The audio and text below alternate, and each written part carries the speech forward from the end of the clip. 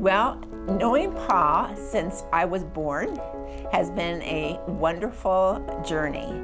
At the age of 16, I was planning on being a carpenter like my dad. I wasn't even taking college prep courses in high school. But one night, I had two dreams in the same night that were very, very intense. And Jesus was in both dreams. So in the first dream, Jesus said, "Paul, I want you to be a doctor." And it was so intense. I woke up during the dream, and it was so intense that I just looked up toward the ceiling and said, "Okay, I'll be a doctor." And then I had another dream right after that, where I saw myself being a middle-aged man, probably in my 40s or so, going from country to country, traveling around the world, going from country to country. And Jesus said, "I want you to teach practical Christianity." I remember those words. And he didn't say Christian psychology, but that's what it turned out to be. When I finished my training at Duke Psychiatry, I had a couple of very lucrative job offers.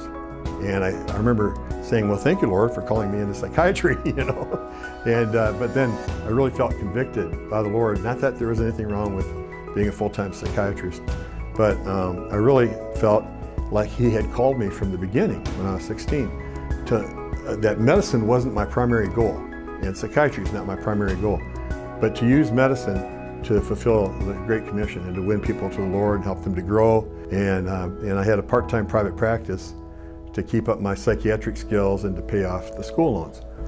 But there wasn't any such thing as Christian psychology yet back then.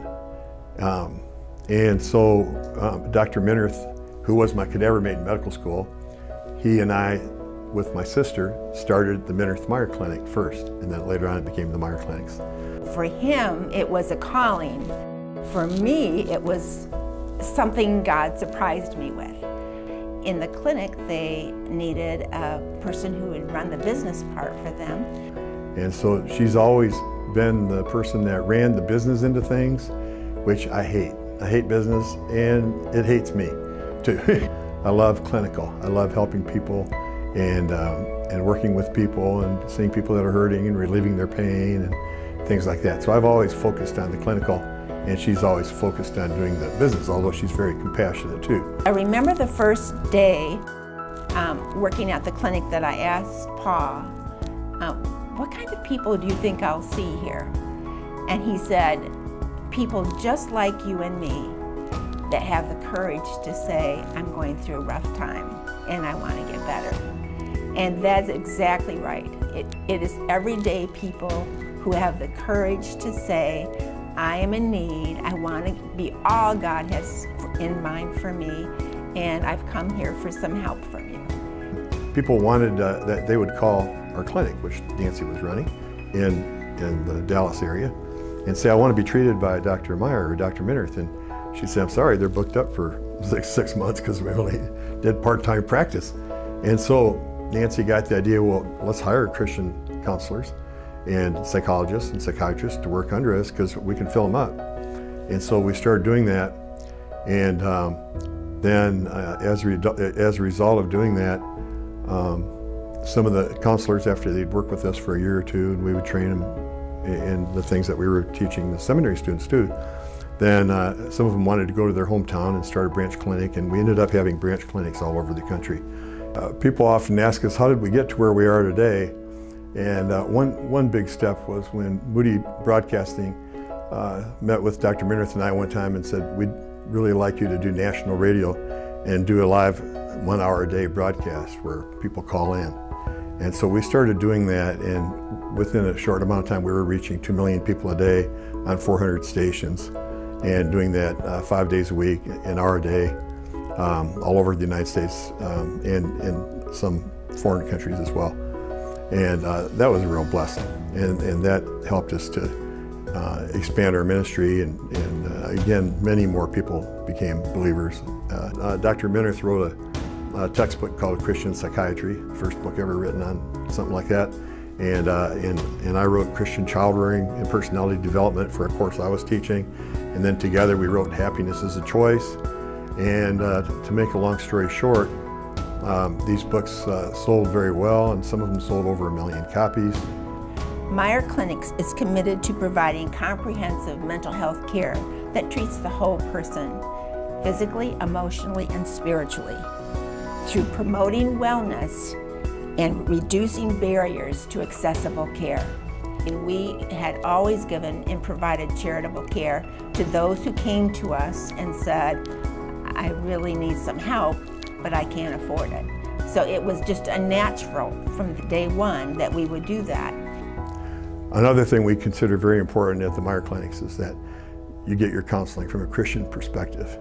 And all of our therapists are committed Christians that believe the Bible, believe in the inerrancy of Scripture, and integrate the Bible into our counseling, but also have excellent counseling training.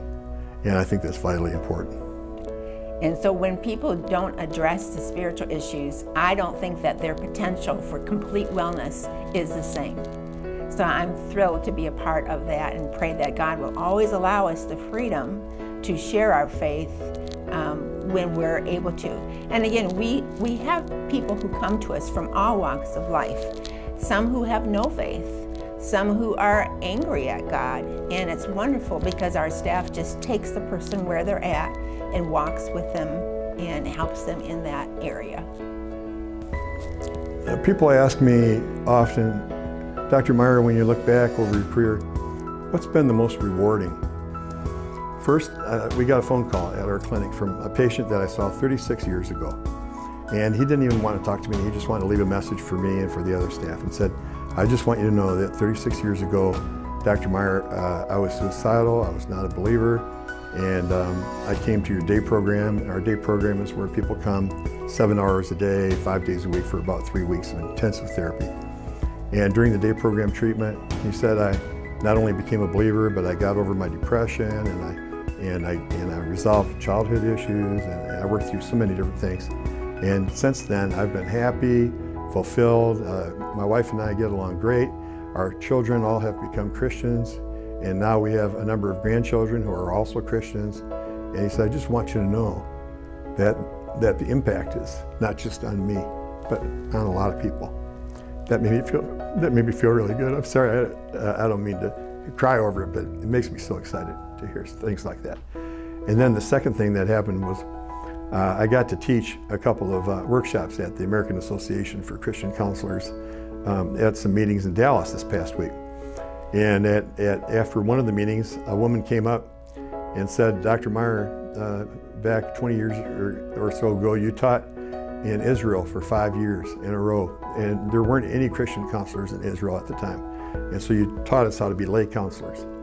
And I was so inspired by what I learned that I decided to become a psychologist. And she said, now I'm back in Israel and I've got a clinic of my own with a number of therapists that are helping minister to the Christian community there.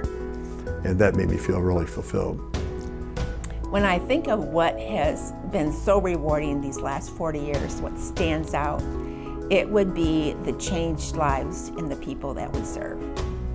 We do patient satisfaction surveys and clinical outcome studies, and I save them in a drawer, and on a bad day, I will pull them out and review them. Because in our patient satisfaction surveys, there are all these answers where the clients rate different areas of care. But what I especially love is the second page has a comment section that they can say whatever they want to say, and they do not have to sign their name. So we're looking for authenticity in the feedback. And 99 out of 100 times it will be, I was so hurting when I came here. I had given up hope. And I feel like I have been given the tools now to go out and have a successful life. And that makes it all worthwhile. The third thing was, after my second seminar that I did at the American Association of Christian Counselors this week, a former student of mine from Dallas Seminary came up to be with me, and he was all the way from Australia. The other one was all the way from Israel. This one was all the way from Australia to come to the meetings. And it was Dr. Graham Barker. If you're from Australia, you pronounce it Graham Baka. You know, I tease him about that, but Graham Barker. And he was one of my favorite students 40 years ago when I taught at the seminary. And so we ended up paying his way through school and seminary and through PhD school.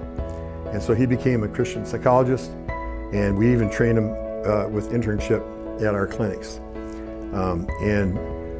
He went back to Australia and he did everything there that we've done here. He started some clinics, he wrote books, he did TV, did radio, taught at a seminary, works with Youth for Christ all over the world now, and still has a part-time private practice.